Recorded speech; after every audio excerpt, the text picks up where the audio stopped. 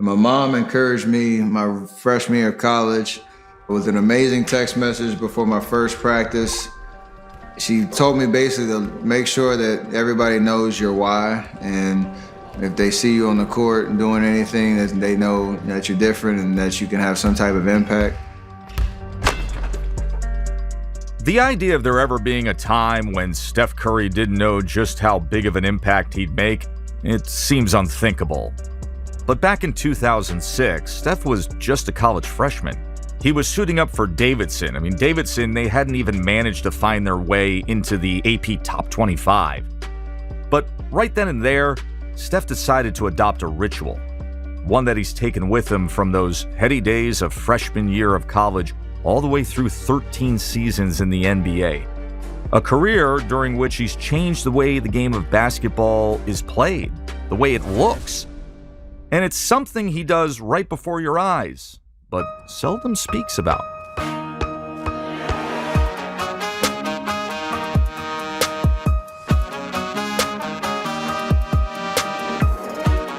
Everyone has their own beliefs, their own rituals, their own process.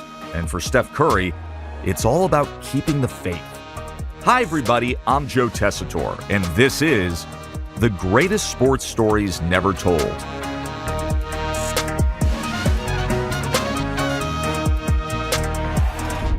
Episode 1, Point to the Sky.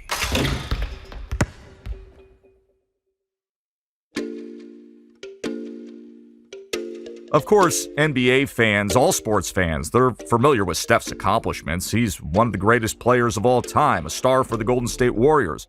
But there's something he does you might not be aware of.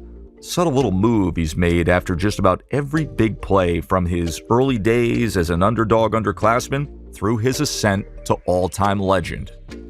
Kind of came up with that sign just to kind of profess a heart for God.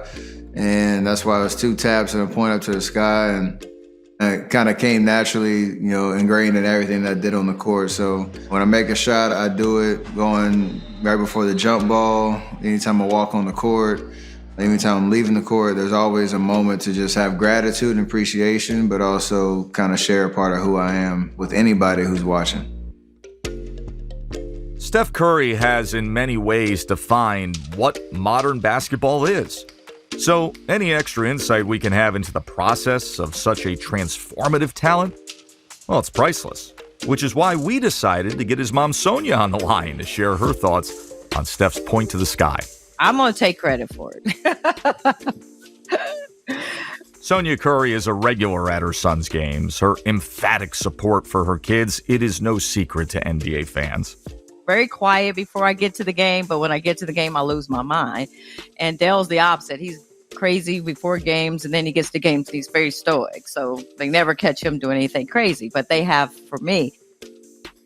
Dell, as in Dell Curry, the former NBA sharpshooter who retired as the Charlotte Hornets' all-time leader in points and three-pointers made, and, oh, by the way, happens to be the father to one Steph Curry. So, yeah, the apple didn't fall far from the tree.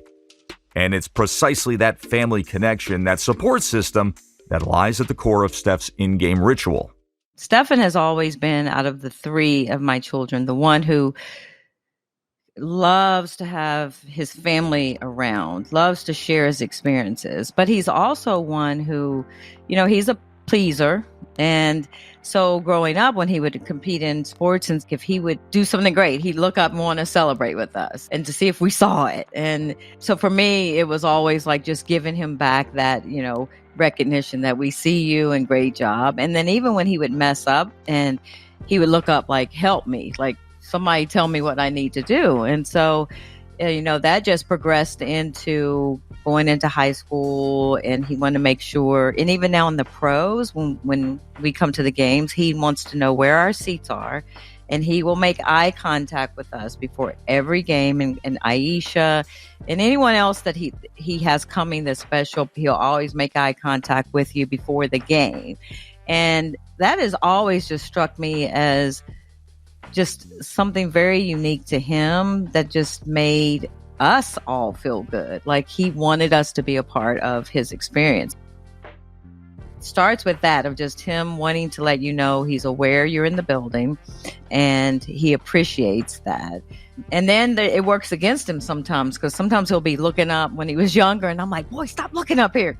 Because people are going to be like, your mama's boy and all this kind of stuff. And sometimes pay attention. You're going to be all right. Next play. It's just him. It's just, he just wants everybody to know he appreciates you being there. And this is about all of us. Steph's quick little celebration, it really is the rarest of things. It's a gateway into the mind of an all-time great.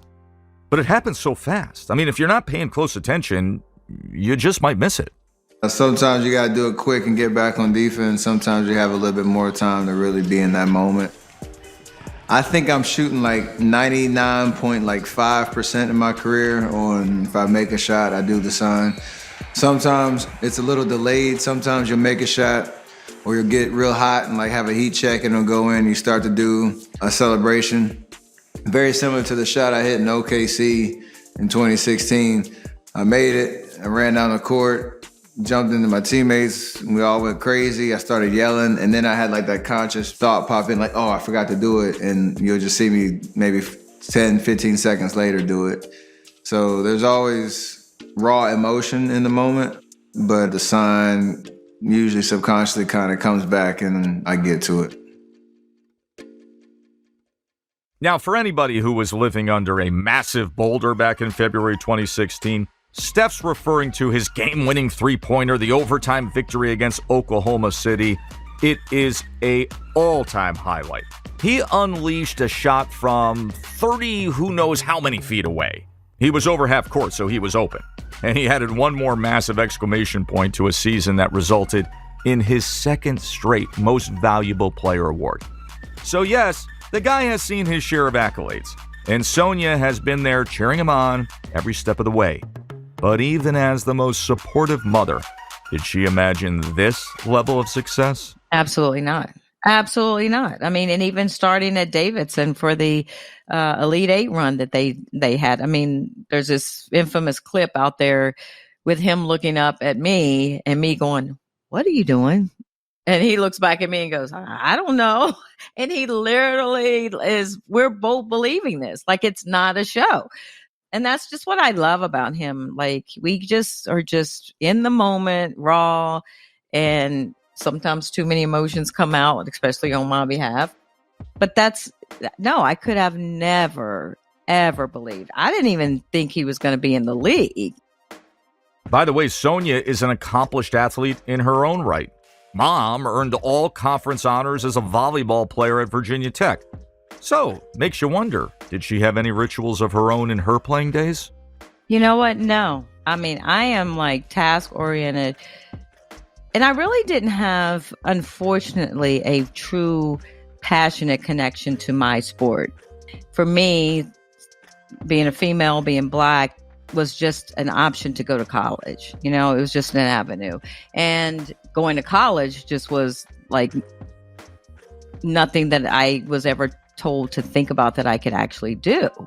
And it was just simply that. It's like, okay, choose basketball, choose volleyball. I'm going to choose volleyball because I don't want to work hard and I don't want to condition as much as they do. And then it was like, okay, get through college with volleyball because there's no future in pro. And so, no, I didn't really, it was just like, get there, get your degree. And I love the camaraderie of sport and being on a team because that was my family. Because I'm really an introvert. Like, people that don't really realize that, but I really am very shy outside of all this stuff. And I think that's what drove me to want to have the connection with my children because, you know, my mom worked. She wasn't able to actually come to all of my games in college. And I just know that's what I wanted for my kids. This is an experience for all of us. Is it ever? And while it may seem like it's all wins, all celebrations, constantly just in awe of having your son as one of the greatest generational talents sports has ever seen, Steph himself has had to navigate his own peaks and valleys. I mean, Each season of your life or each episode you go through, whether it's a high or a low, like I said, I find gratitude and appreciation in everything. And it's part of just, how you deal with the complicated journey of life.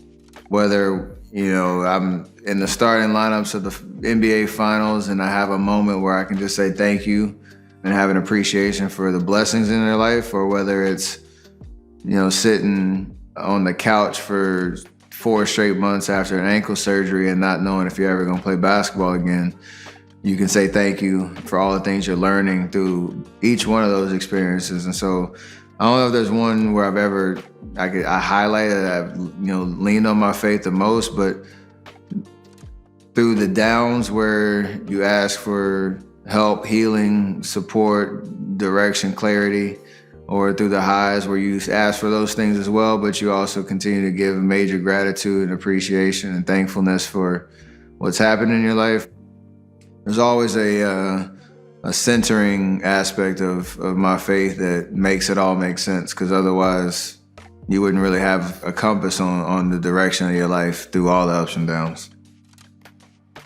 The commitment to understand the why of everything and also find the gratitude in everything is why I find there's a consistency to it all. And no matter what's going on and what season of life I'm in, just being able to figure out and find clarity in everything that happens, because those are things that we can't control, but how we respond to them is where I kind of lean on my faith the most. It isn't easy for Sonia to watch her son go through it. You can see that their faith is getting tested, so there's that soft part. And then there's the hard part of me that's an athlete. Dell played in the league for years, and so you kind of get immune to the injuries a little bit, and you're like, son, get up, and you can go play. You can do this, and trust them to manage their own bodies.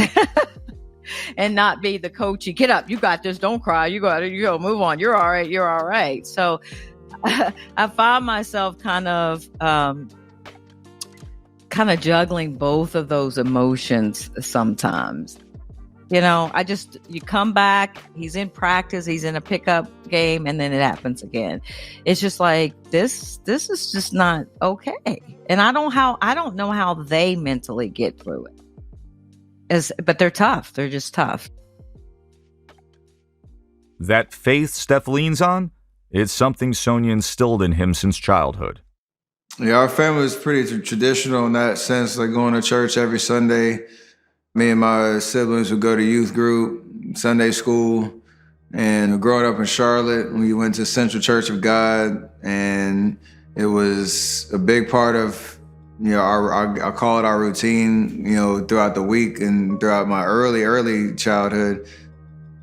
And I remember being 13 in 8th grade and having that moment where you have to make that decision for yourself. And part of my testimony and my faith in Jesus and my walk that was the moment that I decided for myself that this was going to be a decision that I was going to make, and a commitment that I was going to make for my life. And my family and my community was able to support that. So it's always been a part of who I am, and even just the way that I see life and find gratitude and appreciation and also purpose is through the God-given gifts that I have, not just playing basketball, but just who I am. It's not just Steph's faith that gets tested, it's his will too. And while Steph Curry is a star to his fans, he'll always be just Sonia's son, so she takes it a little personally when other players try to test him. I start talking crap. It really does aggravate me, but I think now I've gotten a lot better. It aggravates me, and I used to think I've got to come to his rescue. Like, what am I going to do anyway?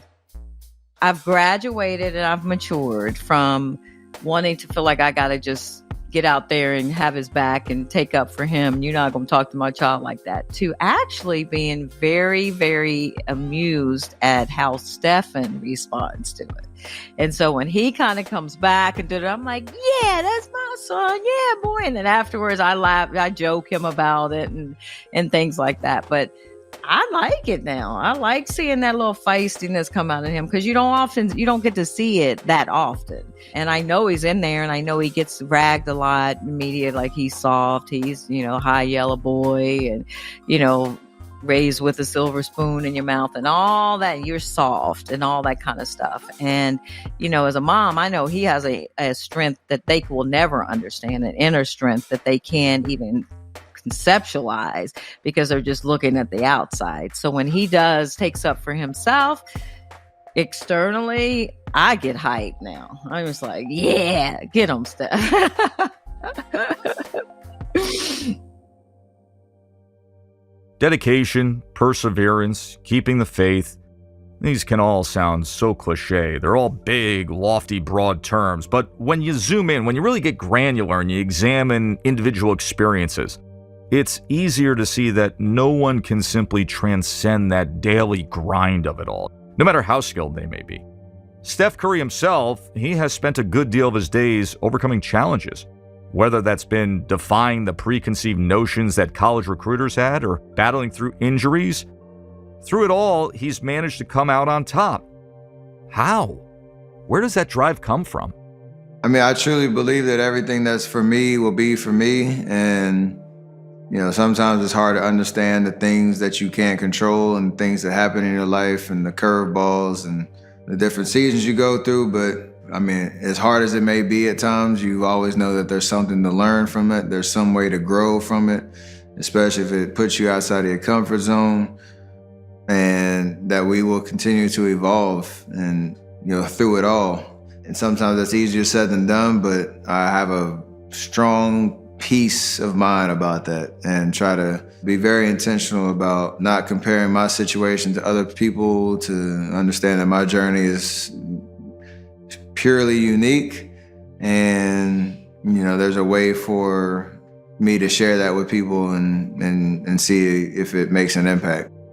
I've always lived that way, and no matter how crazy life has gotten, I still try to remain in that space. And now I have a responsibility to pass that on, to my family and my kids, and it's a beautiful experience and responsibility on that front. So it's always been a part of my life, and I think that's always embracing why I'm here, what my purpose is, how I'm supposed to share what Jesus has done for me in my life and the opportunities that I have, and continue to grow in that, because that is, something that never ends. So I guess this begs the question, how will Steph Curry teach his kids to point towards the sky? Very similar to how my mom kind of instructed me. You give them the template, the tools, and the direction on how to find purpose and importance in the things that they want to do and find that for themselves. Everything that you do, everything that you say, it matters because they're watching everything, and they're sponges. And the responsibility you have to teach them right from wrong, teach them gratitude, teach them responsibility, teach them how they should treat one another, how they should show love to everybody. All those things are wrapped up into not just what you say, but how you act on a daily basis, even when you think they're not watching. It would be hilarious to me that if, say, one of them wanted to be like a professor, and after every class they walked out and tapped their chest and pointed to the sky as they walked out the classroom. But whatever it is, I hope that they find that same sense of gratitude and appreciation and purpose. And however they express that, I will encourage them to do that.